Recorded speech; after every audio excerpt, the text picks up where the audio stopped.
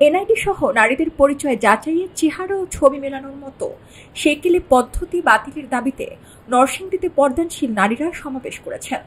বৃহস্পতিবার দুপুরে নরসিংদী উপজেলা পরিষদ ও জেলা প্রশাসক কার্যালয়ের সামনে পর্দানশীল নারীরা এই সমাবেশ করেন।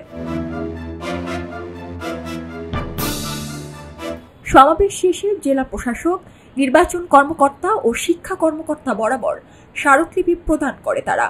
এই সমাবেশের মাধ্যমে নারীরা 3টি দাবি পেশ করেন অন্তর্বর্তী সরকারের কাছে।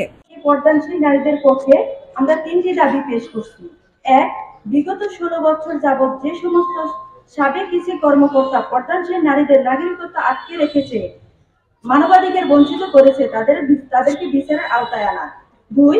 পর্দানশীল নারীদের ধর্মীয় প্রাইভেসির অধিকার অক্ষুণ্ণ রেখে অবিলম্বে এনআইডি ও শিক্ষা অধিকার প্রদান করা। সকল ক্ষেত্রে পরিচয় শনাক্তে চেহারা ও ছবি মেলানোর সেকেলে পদ্ধতি বাতিল করে আধুনিক ফিঙ্গারপ্রিন্ট যাচাই পদ্ধতি বাধ্যতামূলক করা।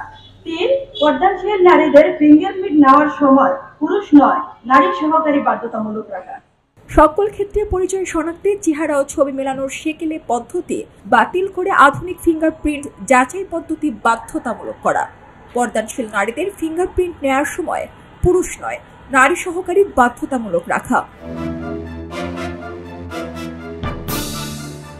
পর্দানশীল নারীরা বলছেন, জাতীয় নির্বাচন কমিশন ও শিক্ষা মন্ত্রণালয় অনতিবিলম্বে তাদের দাবিসমূহ পূরণ না করলে দেশব্যাপী বৃহৎ পরিসরে আন্দোলনে নামবেন তারা।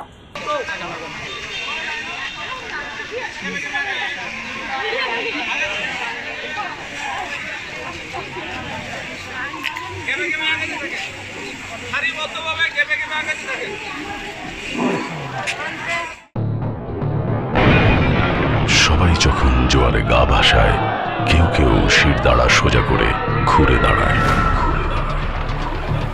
সময় যেখানে প্রতিনিয়ত হার মেনে নিতে শেখায়, কেউ কেউ চ্যালেঞ্জ ছুড়ে দেয়।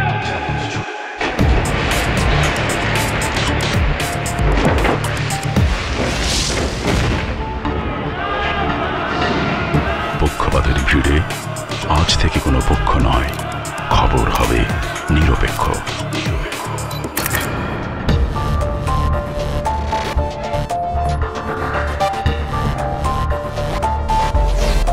বানোয়াট তথ্যবাদ, খবর হবে নিখাদ।